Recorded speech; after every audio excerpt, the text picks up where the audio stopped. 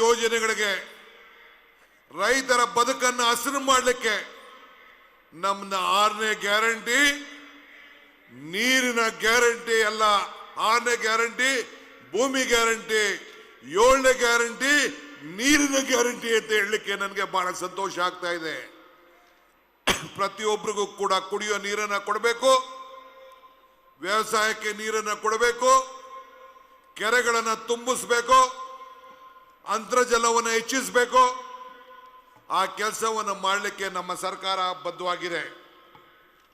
ಬಂಧುಗಳೇ, ತಮ್ಮ ನಾನು ಕೇಳ್ತಾ ಇದ್ದೀನಿ ಬಿಜೆಪಿಯವರಿಗೆ, ಇವತ್ತು ನಮ್ಮ ಕಾಲದಲ್ಲಿ ಬಿಜೆಪಿಯವರು ಕೇಳ್ತಾ ಇದ್ದೀನಿ, ನಮ್ಮ ಕಾಲದಲ್ಲಿ ಉಳುವನಿಗೆ ಭೂಮಿ ಕೊಟ್ಟು ಆಶ್ರಯ ಕೊಟ್ಟು ನೀವೆಲ್ಲ ಭಾವನೆ ಮೇಲೆ ರಾಜಕಾರಣ ಮಾಡ್ತಾ ಇದ್ದೀರಿ, ನಾವು ಬದುಕಿನ ಮೇಲೆ ರಾಜಕಾರಣ ಮಾಡ್ತಾ ಇದ್ದೀವಿ.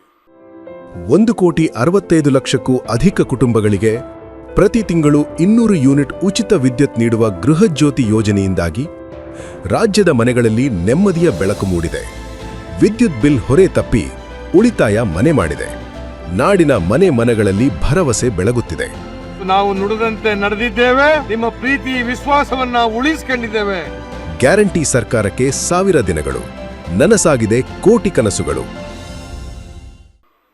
ಆರಾಧನಾ ಕಾರ್ಯಕ್ರಮ ಇವತ್ತು ನಮ್ಮ ಬಂಗಾರಪ್ಪನವ್ರ ಕಾಲದಲ್ಲಿ ಆರಾಧನಾ ಅಂತ ಶುರು ಮಾಡಿದವು.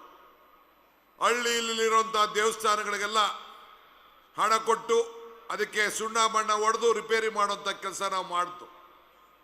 ನಮ್ಮ ರಾಮಲಿಂಗಾರೆಡ್ಡಿಯವರು ಅನೇಕ ಹೊಸ ಹೊಸ ಕಾರ್ಯಕ್ರಮ ತಂದು ಎಲ್ಲ ದೇವಸ್ಥಾನಗಳಿಗೆ ಒಂದು ಹೊಸ ರೂಪವನ್ನು ಇವತ್ತು ಕೊಡ್ತಾ ಇದ್ದಾರೆ. ಅವರು ಬರೋರಿದ್ರು, ಆರೋಗ್ಯ ಸರಿ ಇಲ್ಲ ಅಂತ ಕೊನೆಗಳಿಗೆಲ್ಲಿ ವಾಪಸ್ಸಾದ್ರು. ಇವತ್ತು ಆರಾಧನಾ ಏನ್ ದೇವಸ್ಥಾನ, ದೇವ್ರ ಭಕ್ತಿ, ದೇವ್ರ ಹೆಸರು ರಾಮ, ಹನುಮಂತ, ಶಿವ, ವೆಂಕಟೇಶ್ವರ ಬರೀ ನಿಮ್ಮ ಆಸ್ತಿನ?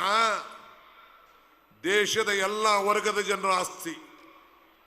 ರಾಜಕಾರಣದಲ್ಲಿ ಧರ್ಮ ಇರಬೇಕು, ಧರ್ಮದಲ್ಲಿ ರಾಜಕಾರಣ ಇರಬಾರದು. ಇದನ್ನು ತಾವು ಗಮನದಲ್ಲಿ ಇಟ್ಕೊಳ್ಬೇಕು. ನಾನು ಉಳೋನ್ಗೆ ಭೂಮಿ ವಿಚಾರ ಹೇಳಿದೆ, ಏನಾದ್ರು ಬಿಜೆಪಿಯವರು ಕೊಟ್ಟಿದ್ದ ಇದನ್ನ? ದೇವರಾಜ ಅರಸರ ಕಾಲದಲ್ಲಿ ಇಂದಿರಾ ಗಾಂಧಿ ಅವರು ಕಾಂಗ್ರೆಸ್ ಸರ್ಕಾರ ಕೊಡ್ತು. ಪೆನ್ಷನ್ ಕೊಡ್ತಾ ಇದ್ದೀವಿ ನಿಮ್ಗೆಲ್ಲ, ಓಲ್ಡ್ ಏಜ್ ಪೆನ್ಷನ್. ಯಾರು ಕೊಟ್ರು ಅದನ್ನ? ಇಂದಿರಾ ಗಾಂಧಿಯವರು ಕೊಟ್ರು. ಇವತ್ತು ನರೇಗಾ ಕಾರ್ಯಕ್ರಮ, ಉದ್ಯೋಗ ಭರವಸೆ ಯೋಜನೆ, ಒಂದೊಂದು ಪಂಚಾಯಿತಿಲಿ 1 ರಿಂದ 2 ಕೋಟಿ ರೂಪಾಯಿ ವರ್ಷಕ್ಕೆ ಕೆಲಸ ಮಾಡುವಂತ ಕಾರ್ಯಕ್ರಮ ಕೊಟ್ಟು, ಇನ್ನು ಮುಂದಕ್ಕೆ ಸಾಧ್ಯನಾ? ಬಸವರಾಜ ಬೊಮ್ಮಾಯಿ ಅವರೇ, ಇವತ್ತು ಏನು ನಮ್ಮ ಧಾರವಾಡ MP ಅವರಿಬ್ಬರಿಗೂ ಕೇಳ್ತಾ ಇದ್ದೀನಿ, ನಿಮ್ಮ ಕೈಲಿ, ನಿಮ್ಮ ಪಂಚಾಯತಿ ಇರೋ ಕೈಲಿ ಈ ಕಾನೂನನ್ನ ತೆಗೆದುಕೊಂಡು ಮೊನ್ನೆ ಈ ಉದ್ಯೋಗ ಖಾತ್ರಿ ಯೋಜನೆ ಈ ರಾಜ್ಯದಲ್ಲಿ ಮತ್ತೆ ನೀವು ಮಾಡಲಿಕ್ಕೆ ಸಾಧ್ಯ ಇಲ್ಲ. ಈ ಕಾರ್ಯಕ್ರಮವನ್ನು ಸಾಯಿಸಿದಿರಿ, ಮಹಾತ್ಮ ಗಾಂಧೀಜಿಯವ್ರನ್ನ ಕೊಂದಿದ್ದೀರಿ, ಅವರ ಹೆಸರನ್ನ ಮುಗಿಸಿದಿರಿ ಅನ್ನೋ ಮಾತನ್ನ ಈ ಸಂದರ್ಭದಲ್ಲಿ ಹೇಳಲಿಕ್ಕೆ ನನಗೆ ಬಹಳ ನೋವಾಗ್ತಾ ಇದೆ. ಇವತ್ತು ಕಾಂಗ್ರೆಸ್ ಸರ್ಕಾರದ SM ಕೃಷ್ಣ ಅವರ ಕಾಲ ಇತ್ತು.